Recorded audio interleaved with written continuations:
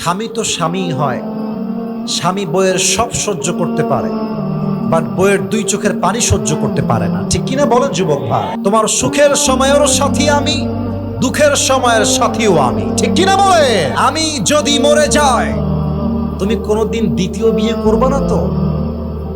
তো স্বামী বলছে, बीवी तुम क्या बात कर रहे हो, अगर तुम मर जाओगे तो मैं पागल बन जाऊंगा और पागल जो चाहे वही कर सकता।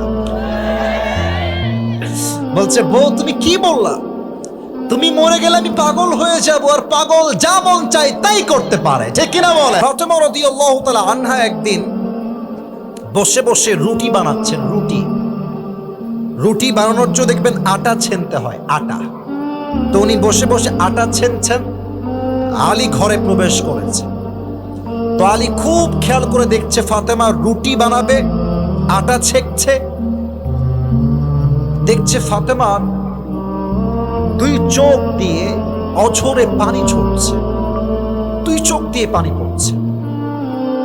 তো স্বামী তো স্বামী হয়, স্বামী বইয়ের সব সহ্য করতে পারে, বাট বইয়ের দুই চোখের পানি সহ্য করতে পারে না। ঠিক কিনা বলেন যুবক ভাই?